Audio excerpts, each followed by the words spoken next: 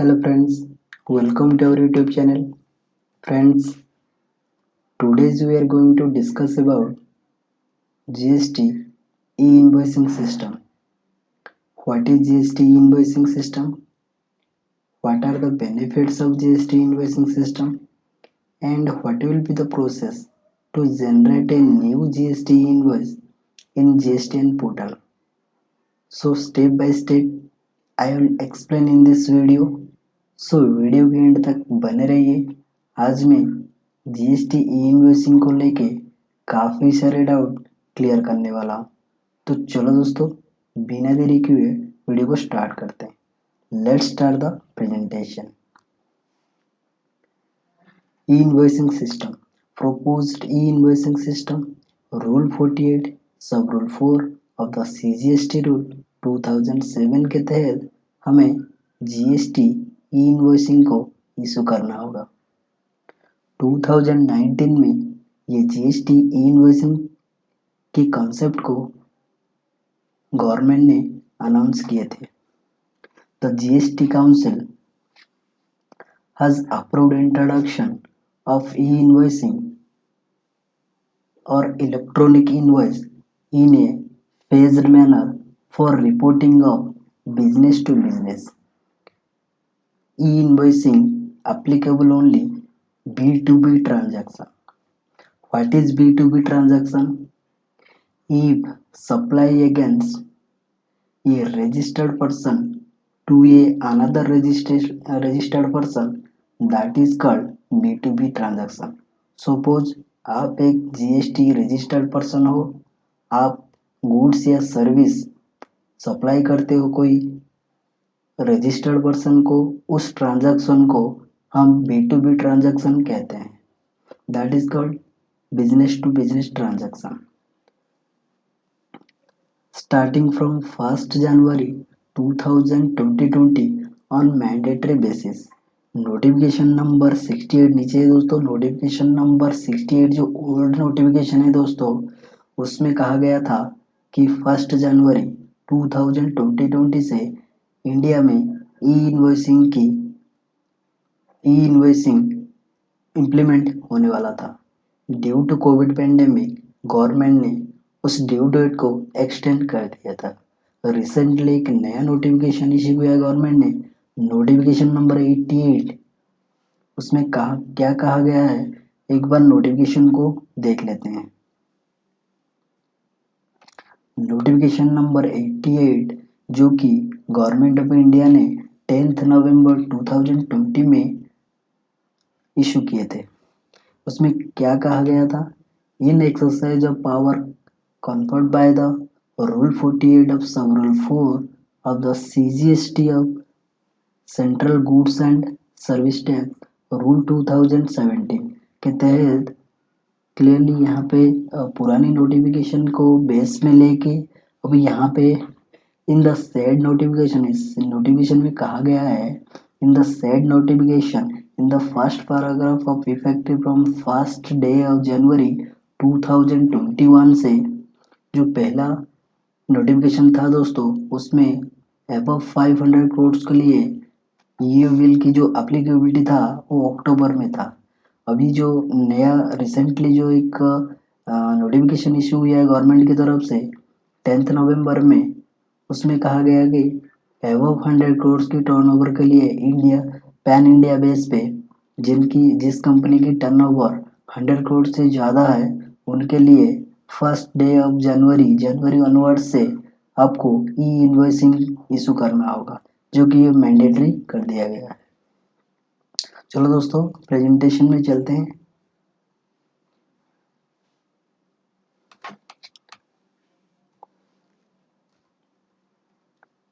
Friends, यहाँ पे clearly specified है एवं एप्लीकेबिलिटी टर्नओवर वाइज, जो कि कौन सी टर्नओवर में कब ई इन्वॉइसिंग एप्लीकेबल हो रहा है। एबव 500 के लिए 1 अक्टूबर 2020 से एप्लीकेबल हो चुका है ई इन्वॉइसिंग। 100 कोर्स के लिए 1 जनवरी 2021 से एप्लीकेबल होने वाला है ई इन्वॉइसिंग। बिलो 100 करोड़ से उनके लिए कोई मैंडेटरी नहीं है ई इन्वॉइसिंग, जो कि ये ऑप्शनल कर दिया है गवर्नमेंट ने। जान लेते कि ई इन्वॉइसिंग होता क्या है। What is e invoice? If an invoice is generated by a software on the computer machine, then does not it become an e-invoice? जब कोई सॉफ्टवेयर में कोई भी इन्वॉइस निकलता है उसको हम ई इन्वॉइसिंग नहीं कहेंगे। Is a e-invoice as a system whereas taxpayer can generate the invoice in centrally? कोई सेंट्रली उस पे टैक्स इन्वॉइस जनरेट, मतलब मोस्टली यहाँ पे ये गवर्नमेंट कहता है कि हम ई इन्वॉइसिंग उसको कहेंगे। गवर्नमेंट ने एक स्पेसिफिक फॉर्मेट इशू किया हुआ है जो कि उसमें कुछ स्पेसिफिक डॉक्यूमेंट की इंफॉर्मेशन हमें उसी फॉर्मेट में गवर्नमेंट को देना होगा। उसी फॉर्मेट के बेस पे गवर्नमेंट ने एक पोर्टल बनाया है। उस पोर्टल में हमें उसी उसी मैंडेटरी फील्ड की इंफॉर्मेशन को पुट करनी होगी। उसी में से जो आउटपुट निकलेगा उसको हम ई इन्वॉइसिंग कहेंगे। चलो दोस्तों स्टेप बाय स्टेप जान लेते हैं कि ई इन्वॉइसिंग कैसे काम करता है, उसकी प्रोसेस क्या है। जब हम ई इन्वॉइसिंग इशू करेंगे तो क्या क्या चीज़ हमें इशू करना होगा by e invoice. E invoice में हमें टैक्स इन्वॉइस रेज कर सकते हैं, debit note, credit note, bill of supply, any other document as required by law to be reported. ये जो हम जो करेंटली हम जो टैक्स इनवॉइस रेज करते हैं, डेबिट नोट रेज करते हैं, क्रेडिट नोट रेज करते हैं या बिल ऑफ सप्लाई रेज करते हैं, उसको भी हमें ई इन्वॉइसिंग 1 जनवरी ऑनवर्ड से हमें ई इन्वॉइसिंग इशू करना होगा। सबसे पहले जान लेते हैं कि दोस्तों ई इन्वॉइसिंग होता क्या है। ई इन्वॉइसिंग का कॉन्सेप्ट क्या है दोस्तों। यहाँ पे इन्वॉइस फर्स्ट स्टेप जो है, invoice will be generated by the supplier in his own accounting billing system. यहाँ पे एक नया ई इन्वॉइस इशू करने के लिए, जनरेट करने के लिए आपको सबसे पहले क्या करना पड़ेगा, अपनी ओन अकाउंटिंग बिलिंग सॉफ्टवेयर में आपको एक इन्वॉइस रेज करना होगा, जो कि उस बिलिंग सॉफ्टवेयर से आपकी जो इन्वॉइस की इंफॉर्मेशन वो एक्सपोर्ट होगा एक जेसन फॉर्मेट में, जो कि जेसन फॉर्मेट में एक्सपोर्ट होने के बाद JSON file will be generated by the supplier. Supplier की सॉफ्टवेयर से जेसन फाइल जनरेट होगा, उसके बाद उसको अपलोड करना होगा गवर्नमेंट की जो पोर्टल है, आईआरपी पोर्टल। गवर्नमेंट की एक पोर्टल है उसका नाम है आईआरपी इनवॉइस रजिस्ट्रेशन पोर्टल। उसमें हमें इस हमारी जो अकाउंटिंग सॉफ्टवेयर से जो जेसन फाइल निकलेगा उसको हमें आईआरपी में अपलोड करना होगा। स्टेप 3 उसमें से क्या निकलेगा, जैसे ही हमने आईआरपी में अपना इनवॉइस अपलोड करेंगे तो हमें गवर्नमेंट की पोर्टल से एक unique invoice reference number that is called IRN number generate करके हमें वो प्रोवाइड करेगा। किस बेस पे करेगा, basis of 4 parameters like supplier की GSTIN number, invoice number, financial year and document type. इसी की पैरामीटर्स के बेस पे गवर्नमेंट की जो आईआरपी पोर्टल है हमें वो आईआरएन नंबर प्रोवाइड करेगा। स्टेप 4 में क्या होगा दोस्तों, supplier will upload the JSON file of the E invoicing along with IRN already generated directly on. यहाँ पे वो कह रहा है स्टेप 4 क्या कह रहा है दोस्तों, यहाँ पे आप जेसन फाइल अपलोड कर सकते हो ये थ्रू आईआरपी यहाँ पे, और बोल रहे कि यहाँ पे और थ्रू जीएसपी। जो जीएसपी मीन्स दोस्तों यहाँ पे आपने कोई थर्ड पार्टी सॉफ्टवेयर की हेल्प ले रहे हो तो उनके उस पे उसको कहते हैं जीएसपी, गुड्स एंड जीएसटी सुविधा प्रोवाइडर, जो कि आपकी एक अलग सा थर्ड पार्टी सॉफ्टवेयर यूज करोगे तो उसी के बेस पे भी आपकी ई इन्वॉइसिंग जनरेट हो पाएगी। IRP will generate IRN and validate IRN of JSON if already uploaded by the supplier, जो कि अपलोड करेगा supplier will be added the signature, signature के साथ जो अपलोड करेगा तो IRP उसे IRN नंबर के साथ साथ QR कोड भी प्रोवाइड करेगा। तो यहाँ पे हमें क्या दो इन्फॉर्मेशन मिलेगा दोस्तों जेसन फाइल अपलोड करने के बाद, IRN number, invoice registration number जो है, रेफरेंस नंबर और आपका QR कोड, ये दोनों आपकी इनवॉइस में प्रिंट अपने आप होके आएगा।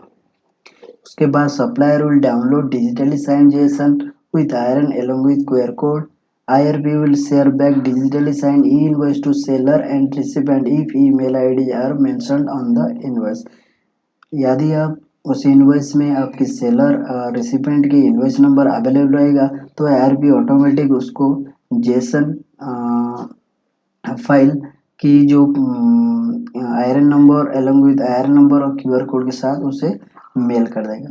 चलो दोस्तों, ये जो है दोस्तों जेसन फॉर्मेट, जो जेसन फॉर्मेट की बात कर रहे हैं दोस्तों, हमें ये जेसन फॉर्मेट दिखने में ऐसा होगा, जो कि कुछ लोग जेसन फॉर्मेट के बारे में अभी तक नहीं देखे हैं। तो इनके लिए दोस्तों यहाँ पे जेसन फॉर्मेट आपको दिखने में ऐसा लगेगा, जैसे ही आप उसको ओपन करोगे तो डायरेक्ट ओपन करने में उसमें कुछ भी आपको दिखने में नहीं मिलेगा, जैसे इस टाइप का आपको दिखने में मिलेगा। तो जेसन फाइल आप डायरेक्ट ओपन नहीं कर सकते। ओवरऑली हम एक वर्क फ्लो बताते हैं दोस्तों, what will be the work flow involve, यहाँ पे क्या क्या वर्क फ्लो हमें इन्वॉल्व कर रहे हैं।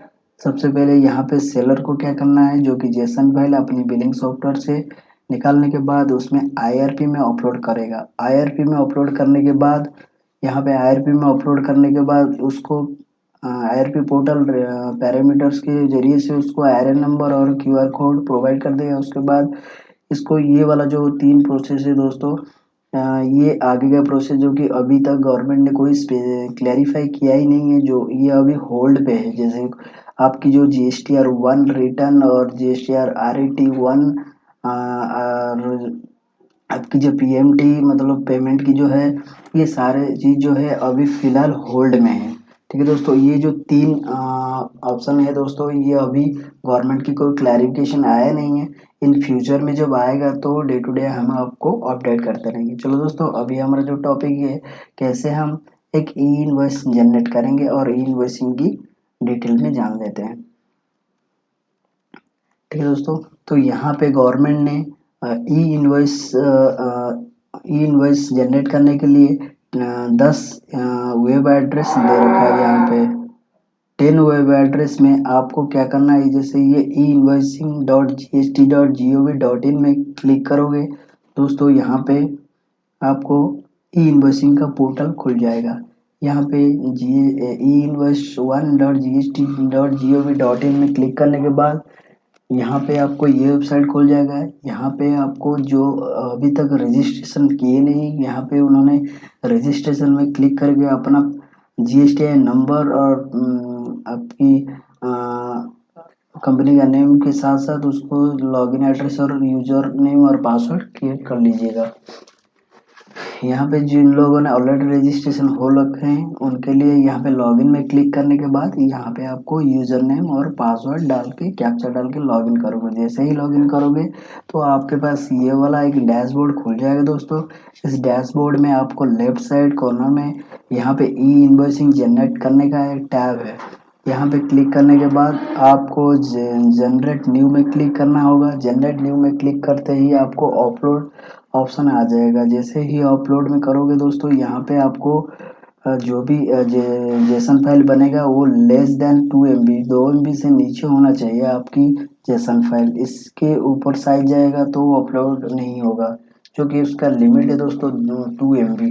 2 MB से नीचे होना चाहिए आपका जेसन फाइल।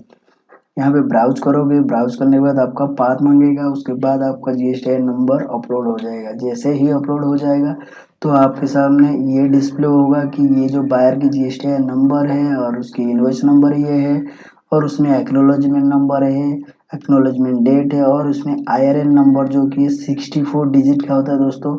ये किसी बंदे को मतलब कोई चाहेगा कि उसको हाथ से लिखने के लिए टाइप करने, उसमें से इतना आसान नहीं है, जो कि गवर्नमेंट की पोर्टल से वो ऑटोमेटिक जनरेट होके आएगा, जो कि 64 डिजिट का है दोस्तों IRN नंबर। ऐसे ही आपके पास एक अपलोडिंग करने के बाद आपको इस टाइप का एक इनवॉइस आएगा, जैसे कि आप यहाँ देख पा रहे हैं। यहाँ पे देखो दोस्तों, आईआरएन नंबर, एक्नॉलेजमेंट नंबर, यहाँ पे इनवॉइस की सारी डिटेल आ जाएगा, कौन सा इनवॉइस है, उसके बाद क्यूआर कोड, सारी चीज़ आ जाएगा दोस्तों वो डिटेल। इन फ्यूचर में आपको इस प्रिंट निकालना है तो प्रिंट में जाके प्रिंट में क्लिक करना है, उसके बाद आपको एक्नॉलेजमेंट नंबर या आयरन नंबर डाल के गो करोगे तो उसमें आपको ये वाला इनवॉइस आपका प्रिंट हो जाएगा, जो इनवॉइस आपने ऑलरेडी अपलोडेड कर चुके हो। ठीक है दोस्तों, आप यहाँ पे आयरन नंबर जनरेट होने के बाद आप अपनी ईयूएबीएल पोर्टल में ऑटोमेटिकली आपका पार्ट ए की इंफॉर्मेशन ऑटोमेटिकली ईयूएबीएल पोर्टल में चला जाएगा और यहाँ वहाँ पे आपको आसानी से ईयूएबीएल में पार्ट बी की डिटेल डाल के उसको प्रिंट निकाल सकते हो दोस्तों। तो यहाँ पे काफ़ी सारे चेंजेस आया है दोस्तों, यहाँ पे न्यू कॉन्सेप्ट है, समझने में थोड़ी सी टाइम लग रहा है, तो वीडियो को पॉज करके आप स्टेप बाय स्टेप समझ लीजिएगा। ठीक है दोस्तों, तो आपके पास इस टाइप का एक इनवॉइस आ जाएगा दोस्तों। तो आशा करते हैं आपको ये वीडियो अच्छा लग रहा होगा दोस्तों। वीडियो अच्छा लग रहा होगा तो हमारे जो चैनल माई सिंपल नॉलेज नीचे दिए गए रेड बटन को क्लिक करके सब्सक्राइब कर दीजिए और साथ में बेल आइकन को भी दबा दीजिए, ताकि जीएसटी, एडवांस एक्सेल और इनकम टैक्स की जो भी लेटेस्ट वीडियो चैनल पे अपलोड किया जाएगा उसकी नोटिफिकेशन आप तक पहुंचते रहे। Thank you for watching. See you next time, next video. Till then, bye bye. Take care.